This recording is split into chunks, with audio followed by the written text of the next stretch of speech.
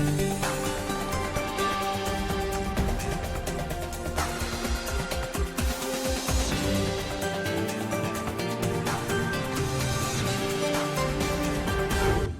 today's World Insight, 30th anniversary of dialogue-based ties between China and ASEAN, marked with enduring engagement through thick and thin.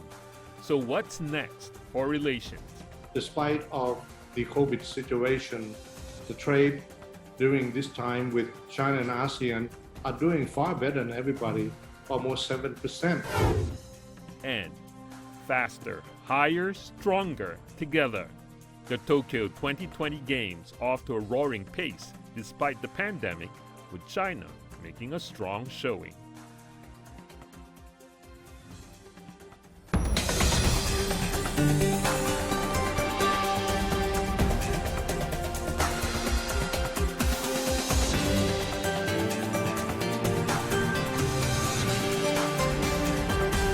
Here is our host, Tian Wei. Hello and welcome to World Insight. I'm Tian Wei. 2021 is a milestone year for China and ASEAN, marking the 30th anniversary of the two sides' dialogue relations. China-ASEAN relations have grown closer and stronger in the past 3 decades through the ups and downs. On July the 30th, leaders from civil organizations of China and the ASEAN countries held a special meeting online. The meeting wrapped up with a joint declaration on stepping up cooperation and opposing the politicization of COVID-19. In recent years, cooperation between China and ASEAN has blossomed down to the grassroots level. These collaborative strategies include the ASEAN +3 regional reserve for medical supplies and public health emergencies and the ASEAN Comprehensive Recovery Framework. So, could regionalism be the pragmatic and mature approach to the pandemic and economic growth? What's the impact of the regional cooperation on the whole Asia-Pacific? Let's loop in our panelists.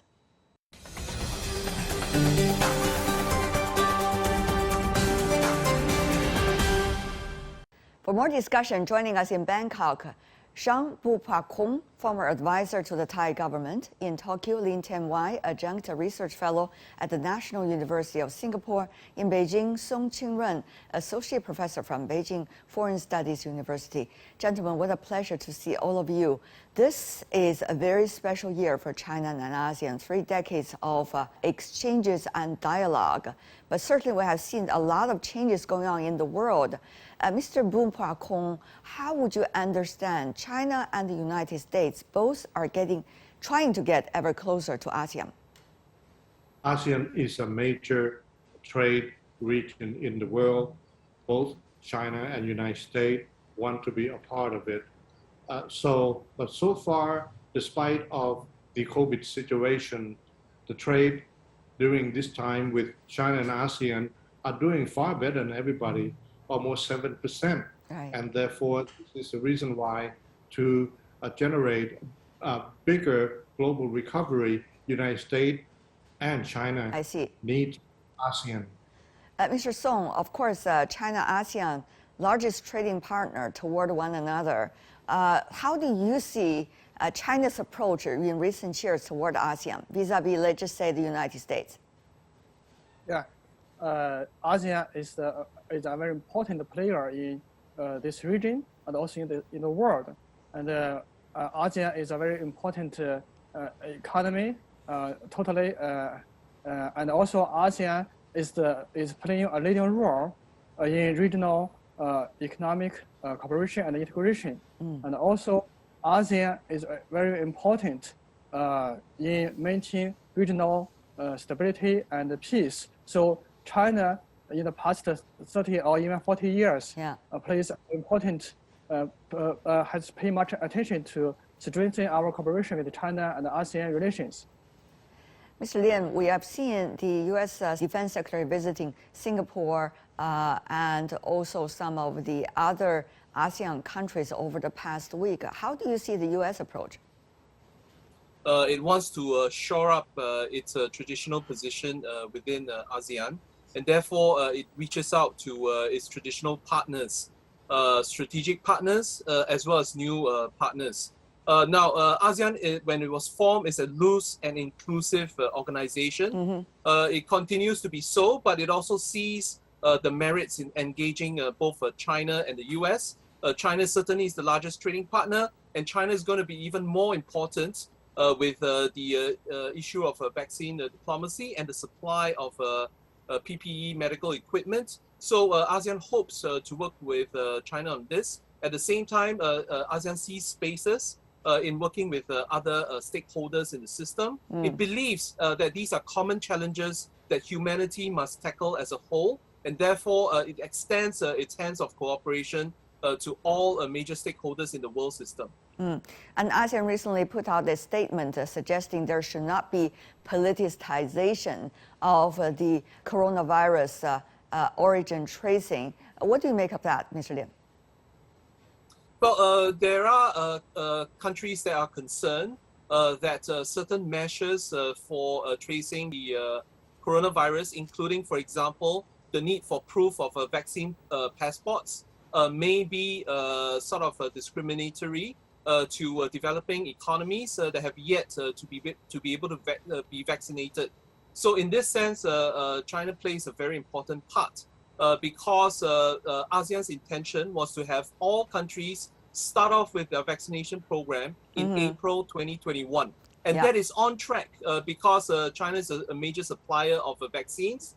And if that happens, also together with peripheral technologies on tracing, which China is able to offer, particularly Industry 4.0 technologies that are digital in nature, then there's a lot of potential for ASEAN to cooperate with China, not just on the vaccine alone, but also other COVID-19 mitigation technologies.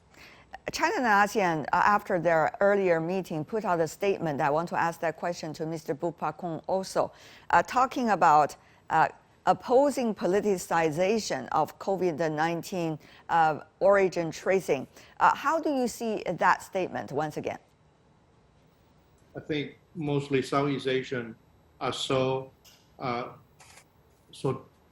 difficult to handle the rapid spread with a new variety of them, and so there are so many to really be bothered with too much of the politicization for now. The region need more vaccine, both from China and the West. We barely are holding our own. Thailand has about 17,000 infect daily, so are Malaysian.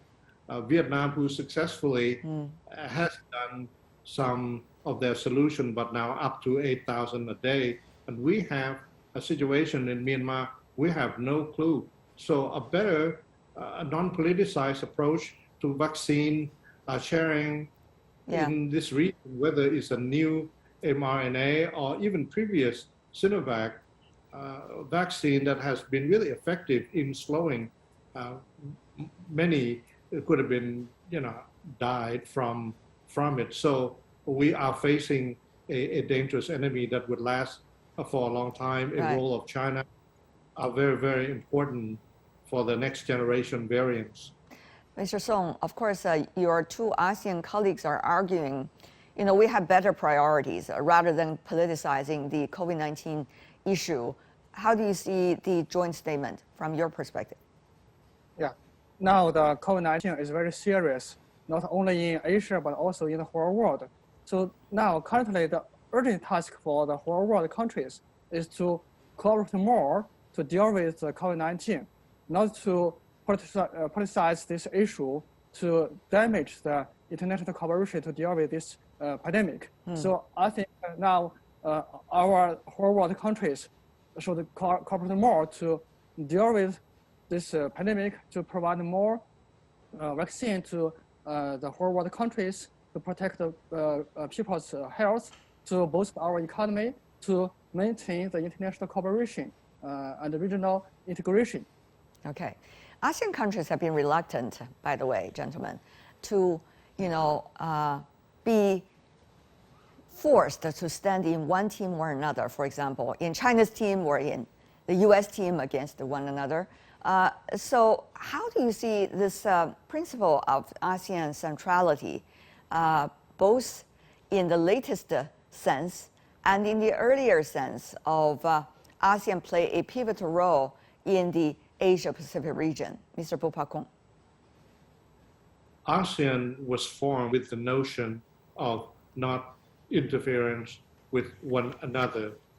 And this principle have always treated us well when we are faced with a bigger global power like China and United States. And therefore, with a future, possibly both ASEAN and a small country like Thailand, we need to be neutral among this confrontation. And therefore, I feel that the ASEAN has to be some type of a dialogue to both sides. We need to be fair, but that position is very, very difficult when we are facing a sort of a confrontation policy from one major power. Right. Mr. Lim, what about that precision that Mr. Bupakong talked about? Well, ASEAN, as you know, was formed with inclusiveness. And the phrase that you mentioned often is described as ASEAN in the driver's seat. And certainly for many years, ASEAN has been the driver's seat for regionalism, simply because the big powers have issues amongst themselves. So it believes in functionalism, cooperation, and constructivism in helping to pull all this universe of big powers together.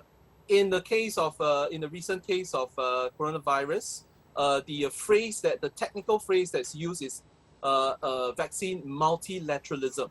And so this describes ASEAN's approach in pulling in all the major powers, and certainly China has a very big role to play because it does have technologies that spans across the spectrum of scientific solutions, from inactivated virus vaccines to protein-based vaccines to mRNA vaccines, as well as other kinds of technologies. So it does have a lot to offer, but at the same time, ASEAN is also reaching out to, for example, Russia's Sputnik with Malaysia, and also I believe Laos recently has also taken delivery of Pfizer from the US. So there is no sort of zero-sum game in trying to defeat a common enemy of humanity, in which many countries can work together.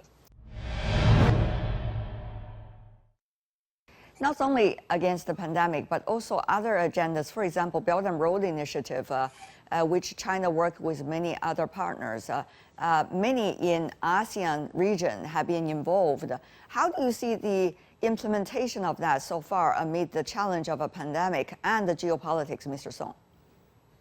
Yeah, ASEAN is a very important collaborator with China on the BRI construction. Although in the past about 1.5 years, we have faced the COVID-19 pandemic influence, but still China-ASEAN has made a lot of progress in the BRI cooperation.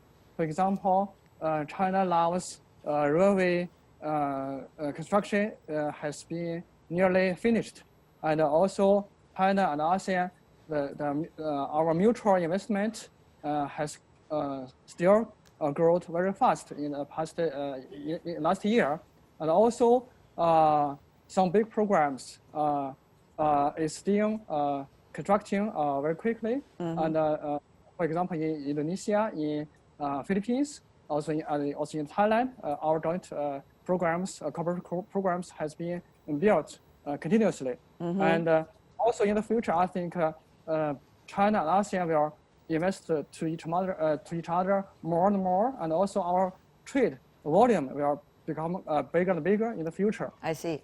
Mr. Bupakong, what about the Belt and Road Initiative? Of course, it was controversial with the U.S. side. They want to have their own so-called program that is comparable to the BRI. How are ASEAN countries from where you are handling this? In general, I thought that part of the success of bilateral trade situation, almost 700 billion this past year, is a proof that in a certain way, Belt and Road Initiative has worked at a certain point. And the high-speed train that has been through Laos, they will be done probably by next year in Thailand. and that brought about a major trade exchange. And naturally, China has a huge advantage being so close to this proximity. And therefore, I don't see any reason why, if both major rivalry between the US and China could be managed without a major disruption, I think China would benefit with being close to this region, and that's how I see it. Mr. Lim. Yes, the Chinese BRI is one of the components that really helps ASEAN with connectivity infrastructure and projects. The pie of connectivity infrastructure is big enough to accommodate many sources of funding, and certainly China is filling in a very important component of that funding. If you look at the geography of ASEAN, you can see that it is formed primarily of two components: continental mainland Southeast Asia and also maritime Southeast Asia. They are far dispersed and they are geographically far apart. So the BRI in connectivity projects helps to connect all these places together and overcome the problem of natural obstacles. So that helps ASEAN a lot, particularly in connectivity, and also in the near future with connectivity online, especially with the ambitions of ASEAN trying to form the network of smart cities. Yes. Certainly China with its leading Industry 4.0 technologies will have much to offer. Right. Before we go, we see RCEP as a regional trade mechanism has been very much applauded. Of course, people say it is not the highest level of agreement, but at least we have to start from somewhere. So that set a great example for the rest of the world. On that, and also the upcoming China-ASEAN Expo, which is being held every year, how do you see the prospect of trade? And in some relationship, for example, China-US relations, trade is hot, but politics is cold, at least for now. What about China and ASEAN? How do you see the trade relations vis-a-vis the other aspects of the overall bilateral, if I could, or rather multilateral relations? Mr. Bopakong. I have seen really exponential growth within the past 10 years. As you can see, in terms of practical matters, a choppy online trade in Thailand flourished, and that's a Chinese company. And I foresee that this is a point of no return, that the integration, more integration between China and ASEAN would continue to grow from, the connectivity from the ASEAN-China standpoint in every level. So if a political conflict could be managed in a larger, in whether in the Spratly Island region and elsewhere, I believe that it is a long-term stability, global stability in so many respects, and the Americans have to respect that in the future we all have to live together, and therefore they will benefit if there's no bigger confrontation in the future. Mr. Lim. The prospects of ASEAN as well as the trade with China is very rosy indeed. And so many expect that after this pandemic, as the pandemic evolves into an endemic, the biggest challenge will be the economic recovery. And here is where both regions can play a part. From the ASEAN perspective, China represents a very large market as well as funding for connectivity infrastructure projects. At the same time, for China, ASEAN is going to be an important +1 strategy in the sense that ASEAN can offer an alternative for China to tide over any external shocks to the world economy. And so this represents a very important sort of a future for both regions to work together. And it will appear that more barriers will break down, and the next frontier is the digital frontier, And that's where there's a lot of prospects for both sides to work with each other, to tap into both technologies that they have to offer. And ASEAN certainly is going to be a very important test bed with its diversity for Chinese technology as well. Mr. Song, final words also. Yeah, I think I'm optimistic about China and ASEAN relations. For example, I think in the future, bilateral trade will continue to grow generally, and also our bilateral relations will continue to become more and more friendly in the future. And also, this will benefit the whole region's development and to benefit the whole region's people. Song Qinrun, Lin Tianwei, Shang Bung Pra Kong, thank you so much for being with us. Really appreciate it, gentlemen. And you're watching World Insight with me, Tianwei. Coming up, faster, higher, and stronger together. The Tokyo 2020 Games off to a roaring pace despite the pandemic, with China making a strong showing. That's up for a discussion next. Welcome back. This is World Insight. I'm Tianwei. This summer, the most unusual and delayed Olympics in history rolled out. And yet, despite COVID-19 concerns, China has forged ahead, with the Games widening the lead on the gold medal tally. In joy and in tears, millions of Chinese cheer for the national teams on social media. They also cheered athletes who came up short on medals due to injuries or other reasons. 431 Chinese athletes are taking part in the Games, from fresh faces in shooting and swimming to the old familiar ones. Ma Long, for example, the 33-year-old table tennis player, won his historic second straight Olympic gold in men's single, and Su Bingtian, the 32-year-old sprinter, set a new Asian record. For them, age is just a number. China also breaks new ground in sports with no traditional advantages like women's rugby team, windsurfing, and track and field. So, what do all these summer games held in rather troubled times mean for this crop of athletes and global sports fans? For more, let's have our panelists from different parts of the world.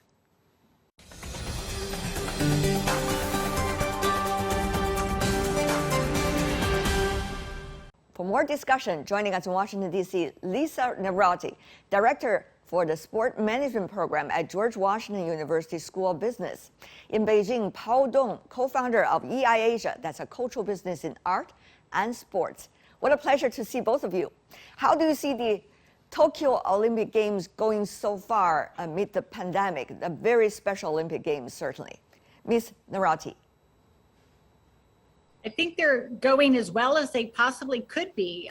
There's been lots of planning with the handbooks, and all the athletes and officials, everyone's following them. And I think the athletes are performing to their peak abilities, and it's an exciting games. It is an exciting game. Your take, Paul? Right. I think so far so good. And I try to understand the concerns at the beginning or, before, on the eve of the opening ceremony, why some local people refuse to believe that those playbooks that Lisa just mentioned would work. But basically, except for the beginning, the first couple of days, those cases of positivity. Yeah. But so far, we haven't seen any real outbreak yet. Several dozen out of 11,000 athletes actually only reported tested positive for COVID-19. Is that good record already for you, Lisa? It's under what they expected. So yes, I think they're doing quite well in maintaining COVID and following all the protocols. At this point, do you think there are lessons and experience that we can draw already about how to do an Olympic Games amid pandemic? Do you think that practice should be continued? Lisa? Yes, I mean, I think all the lessons that we're learning from Tokyo will be applied to Beijing 2022. And we can do some tweaks. So there's some instructions that some people did not receive, like they were told to go check and make sure that they got a positive result. And then we found out that all their tests are not being uploaded into the system, only the only the positive results. So little things like that. just making sure that we tighten up some instructions and some protocols. What about for you, Paul? You and Lisa actually both served for the 2008 Beijing Olympic Games for the summer, of course. But this is a very special game. Exactly. Do you think the Winter Game gonna have a good prospect given what has learned at the Tokyo Games so far? Yeah, I think if we try to compare the two games, because they are very, very different, one winter, one in the summer. But now, Tokyo has entered into the second half, but now we are seeing more and more outdoor competitions in Tokyo. And then we are in better position to compare the two. But I think with when it comes to COVID, in Tokyo, and we are seeing mild and relatively under control situation, I think the confidence in Beijing is actually growing, Even despite though the recent. in the greater Tokyo area, the cases are skyrocketing because of the Delta variant, like in the rest of the world. Yan Chang is joining us as well right now. He's the founder of the Score Sport. He's a sports commentator. Good to see you, Yan Chang. Tell me more about what's your take away from the Tokyo Games so far in terms of how to deal with the pandemic while hosting Olympic Games. Yeah, I think they're doing really well because the expectation before the game was not that high. And once the opening ceremony started, all disciplines went quite smoothly. And we've been experiencing all the fierce competition between those top athletes who had already waited for a whole year for the Olympic to start. So I think it went really well, better than we expected. And there are so many noises, disrupting the whole games. So for sports itself, it went really well. They waited for 5 years already for that moment to shine on the Olympic Games stadium. I mean, if you look at, the Olympics throughout history, there were political concerns, economic debates, there's issues about sponsors, there's issue of health. But once it starts, it shines. Always like that. Isn't it amazing, Lisa? Yes, the Olympics are always a target for controversy. But once the games start, everybody's so enthralled with the competition that all the extra noise goes away. Let's talk about the competition. Who do you think, Lisa, is doing a good job? Team which is doing a good job so far? It seems China and US are still on top of the medal tally, but tell me more about your observation. I mean, I think it's wonderful to see so many different countries getting medals. You had Tunisia in the swimming pool as well, pull off a medal that, you've had so many other countries win their first medals. That's what I think is so exciting about the Olympic movement is when, it's great that China and US are doing so well as the home country, Tokyo. We really want to cheer for them. It means a lot. It's similar to what, it's going to mean for Beijing in 2022. Paul? Yep. I think I should echo what Lisa just pointed out, that it's a little bit surprising for me because although even now I still believe the US will overtake China in the total medal tally and even in gold tally. But I think my deep impression so far is the medals are so widely represented and distributed among relatively smaller sporting countries so far. Like in artistic gymnastics, we saw so many countries that were relatively unfamiliar when it comes to Olympics. And so because my prior concern before the games was some of the countries were less prepared for vaccination, and how could they get their athletes prepared for the Olympics? But now I don't have that worry anymore because it's even more widely distributed. Yan Chang, what's your observation? I think China has set up a good example of how to use the state system to prepare. We could concentrate all our resources, our manpower, and to prepare for these Olympics there haven't been quite a lot of international competitions, sports competition happening for the past 18 months, especially in disciplines like badminton, across all disciplines. So therefore, your high quality guaranteed training time would be vital for the competition level for these Olympics. Paul, if you look at the Team China's performance so far, if we talk about China, let's do that. China, 75% of its medals, gold medals, come from badminton, table tennis, diving, weightlifting, shooting, and several others. But this time, a little bit different. Is China breaking out of the earlier mold? Meanwhile, some of the traditionally strongholds are not necessarily doing extremely well. For example, badminton, volleyball, women's volleyball, for example. How do you see this interesting phenomenon?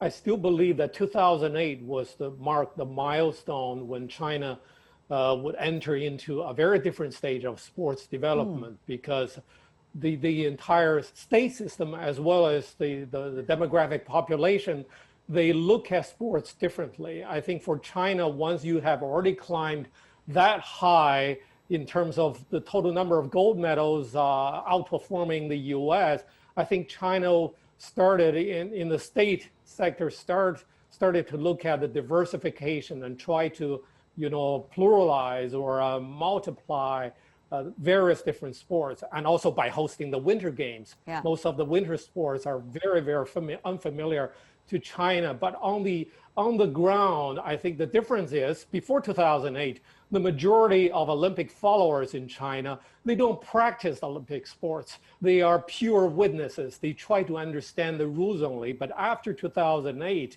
you're not surprised that the best experts are among the public, because they practice those sports themselves.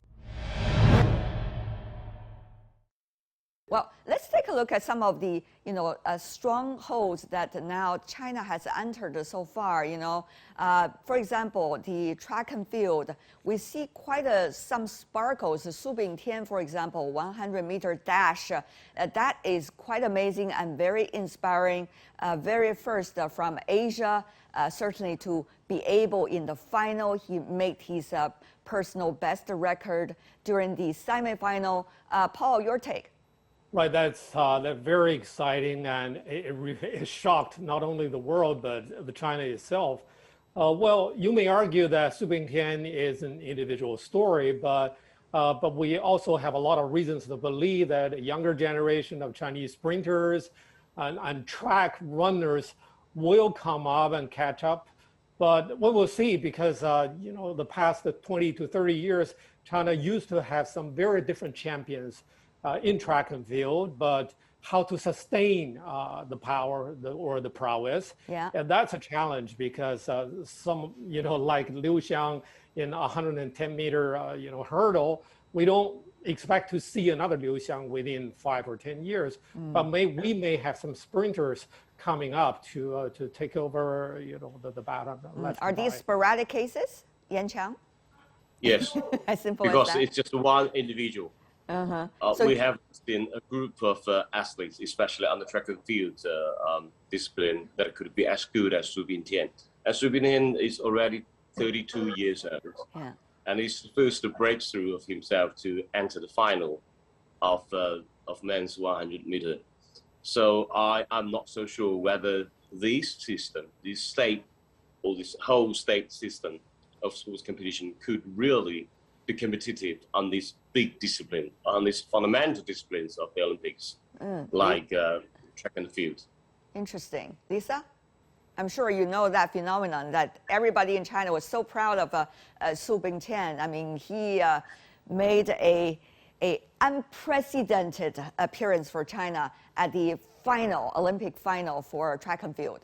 Yes, I mean, it's wonderful. As I said before, you never know where those stars are going to come from. True. And, and that's what's so special about the Olympic Games. But I do believe that China will be producing more stars as the years progress, because of its investment in infrastructure, investment in sports in general, and also more focus on sports from what I've seen, I mean, I'm here with two experts who live and breathe China, but from my outside perspective, every time I go over, I see more people playing sports as a recreation, and that when you have a big pool, your stars are going to shine.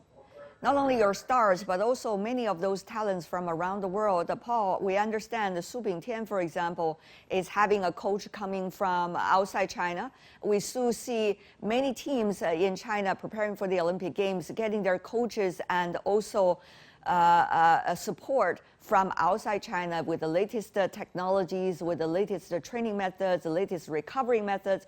How do you see this trend? I mean, this is really becoming global in a way. Well, actually, I would put it this way. I think China, when it comes to sports on the demographic level and the pyramid China hopes to build in the years and decades to come, not only to win glories on the Olympic stage for the country, but also to build a huge, industry business in surrounding sports to let the population, much of the population who are no longer able to join the production line on manufacturing lines, that they can do more cultural or sporting events businesses. I think it means a huge opportunity for experts from around the world to come and join this development, because when it comes to whether winter or some summer extreme sports like biking and climbing, I think there's a huge market potential for them to come and train the young Chinese. Right. I know that's dear to your heart. That's what you're doing every day. Chiang, what's your take? I'm not so optimistic. Recently we heard a piece of news of the government of crashing down of all those actual school training activities, during the summer vacation. That means, all our kids are under greater academic pressure for their in-school study. Therefore, there is still less time for them to participate in sports, and whether it's recreational sports or otherwise. You see, the two Chinese gentlemen cannot agree with one another, Lisa.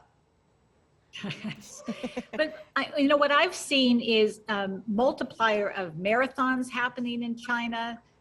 Again, these youth camps, again, this is from outside. Yeah.